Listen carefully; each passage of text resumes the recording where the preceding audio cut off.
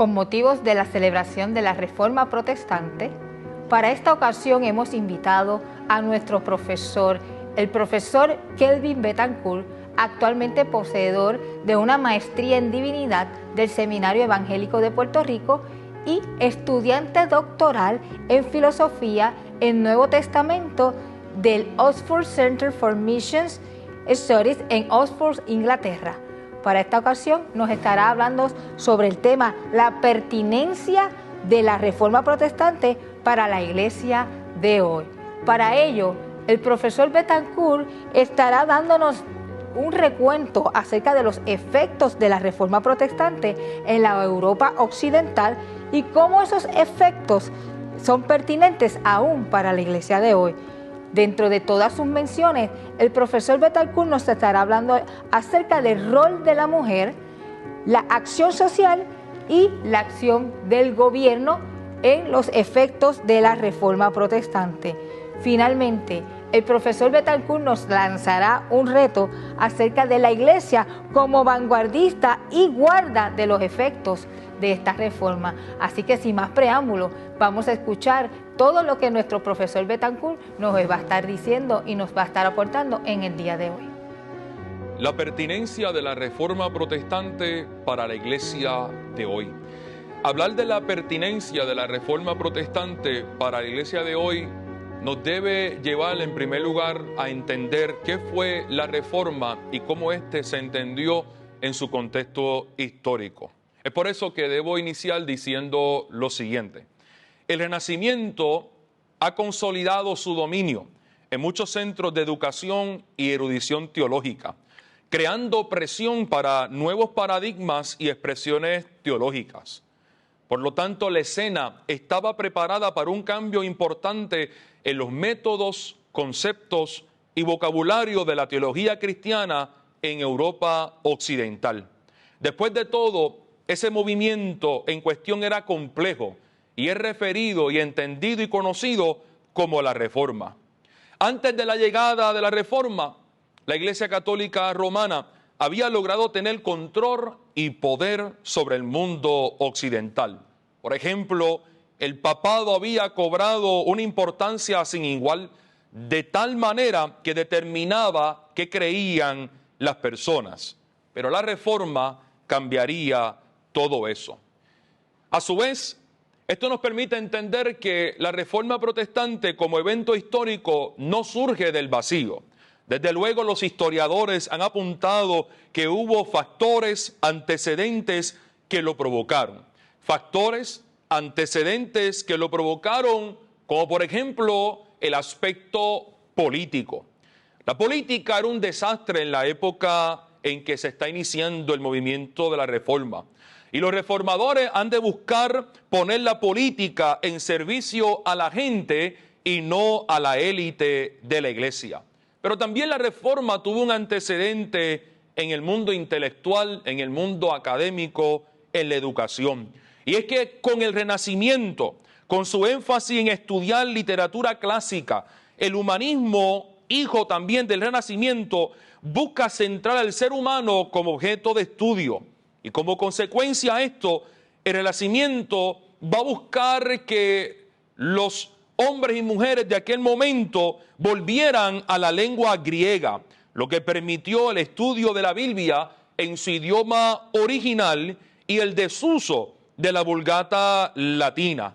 Desde luego, la Reforma entendió que la educación era un elemento esencial e importante en el crecimiento, no solamente del cristianismo, sino de toda persona de aquel momento.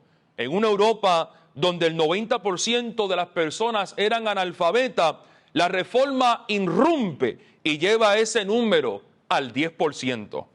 Otro factor también es el factor socioeconómico. Con el surgir de la Reforma también surge una clase media, algo que no era muy notorio en la época medieval. Pero por último, y no menos importante, el aspecto religioso. Y es que con el acceso del Nuevo Testamento se descubrieron las discrepancias entre la iglesia que está establecida en el Nuevo Testamento y las prácticas que llevaba a cabo la iglesia de Roma en aquel momento. Es por eso que el movimiento de la Reforma buscaba convertir a la Iglesia occidental a fundamentos más bíblicos en relación con su sistema de creencias, moralidad y estructuras. Estos desarrollos estaban destinados a tener un gran impacto posteriormente en el desarrollo de la teología del cristianismo a nivel mundial a través de su expansión en nuevas regiones del mundo.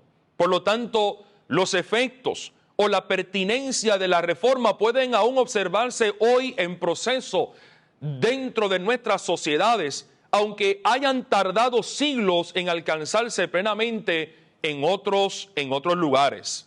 Permíteme resaltar algunos de esos elementos importantes de su historia.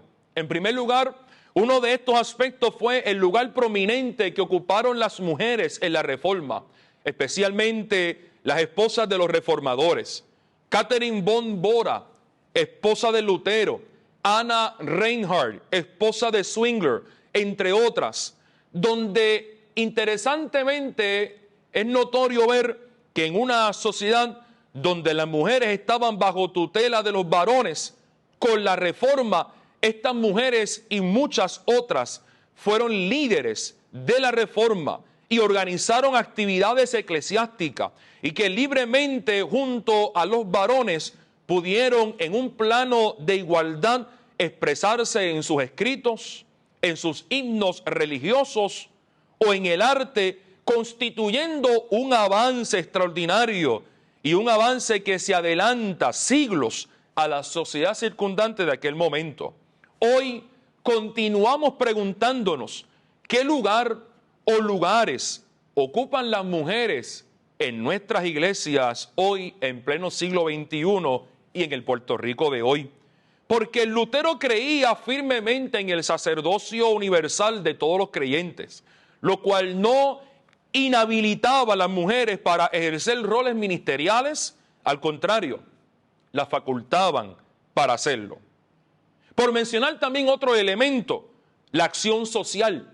Fueron las transformaciones legislativas y sociales de los reformadores en cada ciudad europea, donde el protestantismo se arraigó, creando bancos de comida, ropa, refugio para personas en necesidad, fondo de emergencias, orfanatos, escuelas con internados, centros vocacionales, hospicios y protección legal para mujeres y para niñas y para niños. El rol del Estado para los reformadores era y es velar por el bienestar de sus ciudadanos, y eso fue tomando forma con el movimiento de la Reforma, particularmente por el mandato del Evangelio de amar al prójimo como a sí mismo. La protección legal incluso hacia las mujeres incluía el divorcio, especialmente en situaciones de infidelidad masculina o abandono de hogar y la posibilidad de volver a casarse sin ser discriminada.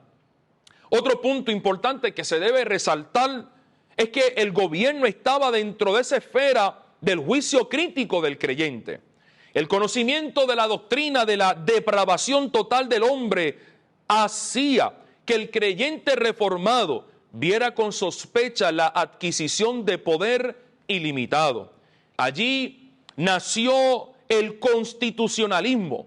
Toda autoridad gubernamental, comenzando por el rey, tenía que gobernarse por una constitución, pues en el entendimiento de los reformadores, una persona depravada no podía vivir sin límites. Ese modelo se replicó no solamente en Ginebra, sino que también en Escocia, y finalmente pasa a los Estados Unidos de América, donde la Constitución de 1787 reflejó ese espíritu crítico. Los sistemas constitucionales traen como consecuencia el surgimiento del Estado de derecho moderno, cuya idea es que los gobiernos deben estar regidos y limitados por la ley. Como consecuencia, nos preguntamos por qué a 500 años de haber ocurrido este evento tan extraordinario, nosotros hoy revisitamos un evento como la Reforma Protestante. Creo que como primera respuesta que debo ofrecer a esa pregunta es que la Reforma sigue siendo todavía un referente para la iglesia de Jesucristo de hoy. De manera que la pertinencia de la reforma protestante para la iglesia de hoy está en tanto en cuanto hayamos comprendido que la reforma, en primer lugar, demostró que los desposeídos de la historia pueden, si se organizan, hacer frente al Leviatán y hacerlo tambalear, aunque sea por un momento. 2, hizo posible una reforma más profunda para la iglesia, aun cuando esto ha llevado a la costa de muchas vidas y de muchas personas y de desviaciones y a veces desviaciones y exageraciones doctrinales. Pero también demostró que en tiempos de represión o falta de libertad para expresarse socialmente y desarrollarse como personas, la escatología apocalíptica es capaz, pese a todo pronóstico, de constituirse en el eje ideológico articulador de un movimiento de transformación y reivindicaciones sociales de los desposeídos.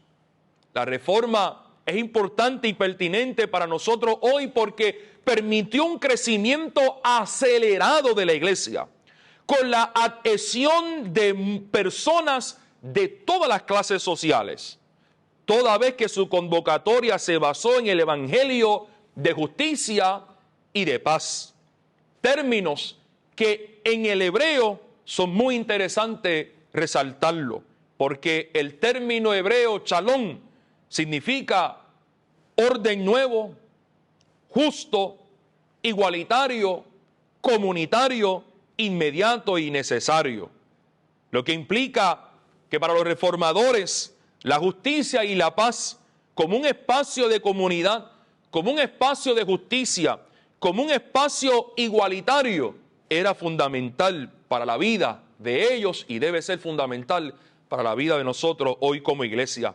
Pero también es importante porque mostró la reforma que era necesario una separación de la iglesia y el Estado en bien de la propia cristiandad y del desarrollo de los pueblos. Como conclusión, la reforma protestante es importante no solamente por lo que ya hemos expuesto, sino que es también importante porque de acuerdo al apóstol Pablo a la carta de Timoteo, especialmente su segunda carta en el capítulo 3, verso 16, mencionó que la iglesia es columna y es baluarte de la verdad. Esa expresión para Pablo a Timoteo, es decir, la iglesia como columna de la verdad, ciertamente es una descripción arquitectónica y debió significar mucho para Timoteo en Éfeso, ya que en Éfeso había un gran templo dedicado a la diosa Diana, que se ha podido corroborar que dicho templo tenía 127 columnas. Por lo tanto, ese templo era sostenido por esas columnas que estaban allí construidas. Lo que implica que probablemente para Timoteo esta expresión de la iglesia como columna es entendida en que la iglesia es aquella que sostiene la verdad del evangelio de Jesucristo y es la iglesia en donde la verdad de Jesucristo existe y es en la iglesia donde esa verdad del evangelio de Jesucristo está presente. La iglesia no solamente, de acuerdo a Pablo, es columna de esa verdad, sino que es baluarte de esa verdad. En otras palabras, no solo la iglesia de Jesucristo, sino que es aquella por medio de la cual la mentira no es resistida. La iglesia es bastión, es protección y es defensa de esa verdad y de esa verdad salvífica que está en la persona de Jesucristo de Nazaret. En tiempos donde el honor es vendido, la verdad cambiada, la gloria de Dios trivializada y su palabra comercializada, necesitamos una iglesia reformada y una iglesia reformada reformándose. Hoy la iglesia debe considerar la importancia y la pertinencia de la reforma protestante porque antes la iglesia debe ser herida por su causa que silenciada por temor. La iglesia antes pobre por su integridad que comprado por dinero, y antes rechazada por vivir la verdad de la Escritura que por ser popular. Hoy les invito a que revisitamos nuevamente la Reforma, porque la Reforma tiene mucho de qué hablar a la iglesia de hoy. Paz y gracia del Señor.